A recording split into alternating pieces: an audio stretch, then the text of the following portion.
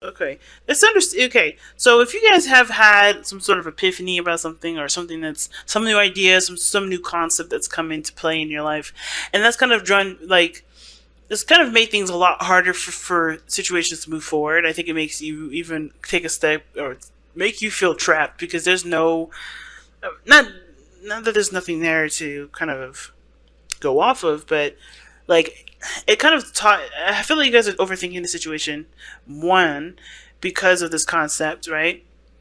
But I think at the same time there may be, this feeling of not being able to do anything because your mind ain't right, because you're not in the right position or in a position where you want to be.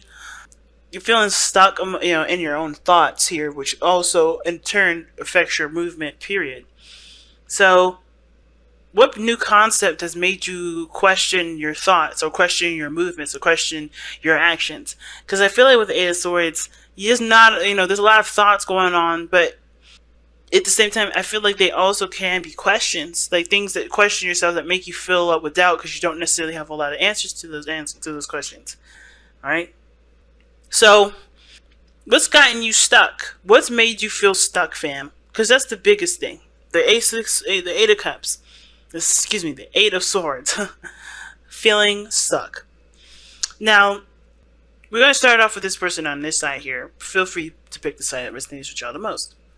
But I kind of get this feeling that this person here, the High Priestess, they already know something about the connection, about the relationship, about themselves, and it hasn't necessarily gone away for them. Like the reason why I say gone away is because we have the Wheel of Fortune here, and then we have the Knight of Cups. So whatever this relationship is, this is something that's either had an effect in the past with, or they've gone through this situation before, they've been in a similar relationship, or this is like a concept, Eight of Swords, that hasn't necessarily been overridden or hasn't been solved. Now, what brought you two together is this beautiful ass Ace of Wands here, okay? But the Ace of Wands is talking about a rekindling of a relationship. You have three things in here that would indicate to me somebody from the past and a reconciliation.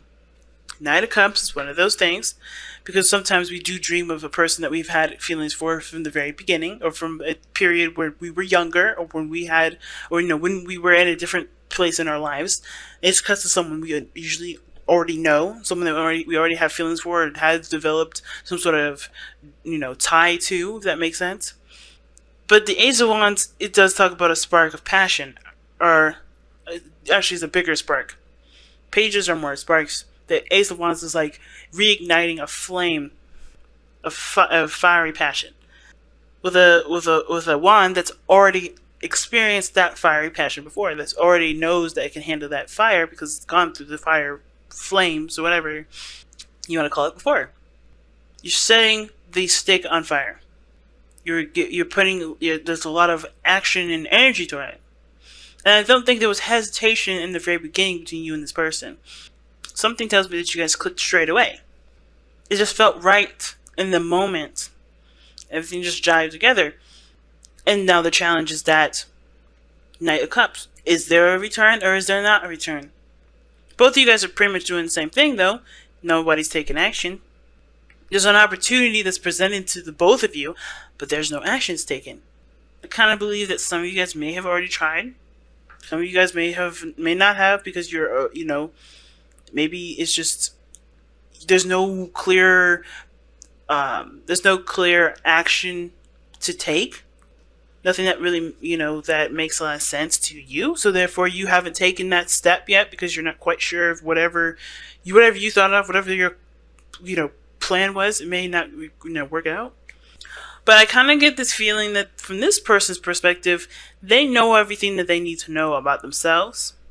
They're already in a standpoint of, well, I'm not going to take action any further. I'm going to just allow things to come in. I'm just going to be open. I'm not going to resist. I'm not going to push forward. I'm going to just be. And this opportunity is right there. They are the opportunity. I think they present themselves as the second chance, the second time around. I think the biggest thing is, too, is that this person is no longer resisting love or resisting things to come in. They're open to it, which is why they're presenting themselves as a second chance.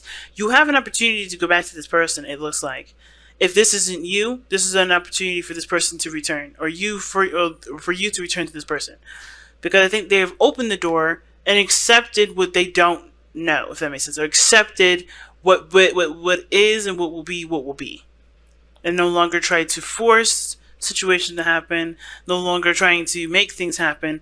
They are aware of their insecurities, they're aware of their anxieties, they're aware of things that don't make sense. I think they've been through a seriously intensive emotional journey that's gotten them to the point where they can be at peace with not taking action at this moment. Because what brought you two together was all that action that was taken. All right, everyone was ready to go ahead and just be like, "I like you. Let's make some work," or "Let's just initiate." Like, initiation was never a problem. It's the lack of initiation that I think this person's having had an issue with, and now this opportunity's come in, and they're not taking any steps because I think they know that, hey, every time I push, it goes further away. I have to just be. Now, this other person here struggling with the relationship. The person sees the Five of Pentacles as, or has that Five of Pentacles as what they think of the relationship, and it's a struggle. It's a struggle. They may not feel like they have enough, or they may not feel like there's enough for them to do anything. But I think at this point as well, this is like realizing, hey, I'm never going to have enough. Let me just realize this now so I can do what I want to do anyway, despite not having enough. Because I feel like the situation with this person here being the Five of Pentacles is not that they lack in certain things. Not just that they lack in certain things to make the relationship stable, but that they're never going to have enough, or they're never going to really feel like they have enough to truly fill up to the standards that they believe that they should be with the person that they want to be in this relationship with. Because the Knight of Cups is the challenge, and the Knight of Cups to me can indicate somebody that is younger or does have an age difference, or can indicate that this person has something to offer, but it's still not king worthy. It's still not completely 100% royal approval, if that makes sense. This person has someone up on a pedestal just by the way that they have the Ace of Cups here and the Eight of Swords, and so much emphasis on the other person. Like, the person does not feel like they're adequate, or this person doesn't feel like there's enough adequate things to make the relationship stable. There's too much to struggle. However, I think the reason why this person is not making the movement or taking any steps forward is because they also realize that there is no such thing as having everything that you need to start something, right? Like, ultimately, when opportunity presents itself, either you take it or you blow it. And I think this person has blown it before, feeling like they didn't have it, and they felt more lack than they've ever felt before in their life. I'm not trying to put words in this person's mouth, but that's what I kind of feel like. They've lacked more because they let an opportunity slide. They were struggling with the fact, not only did they not have enough, but the opportunity, they didn't feel the opportunity was good enough because they weren't good enough. And the reason why I'm even taking all this stuff like to this point is because this is a cousin talk about new ways of believing, new ways of feeling, spiritual growth. This person is growing. I think this person realizes that they're always going to struggle if they always have the mindset of struggle. There's opportunities there's those opportunities to work on things in this relationship, and I think this person is very much aware of that because they have somebody that they can work with, someone that can struggle with them, not in a bad way, but this person in a sense of like feeling good enough or whatever. This person knows this is a partner in crime. This is a partner that will go through anything with you, no matter what no matter what the circumstances are. That's what the chemistry is pointing at. This person is knows what they want, and they're letting it come into their lives. They're ready for it to come in. But this person is aware of the chemistry that they had, and they know that no matter what the circumstances were physically, they were the best duo possible for it, because they both put the action needed to make the situation be stable. If it wasn't stable, they're going to make it stable. And that was the thing about this person. I feel like this is what they feel like they lack now. They don't have somebody that they can turn to and think, this person is going to help me make this stable, knows that they're going to make the situation just as stable as I'm going to make it stable too. And I think this is why they're open to the new opportunity that's coming up. They're opening themselves up emotionally to being vulnerable and okay with the fact that the other person's vulnerable.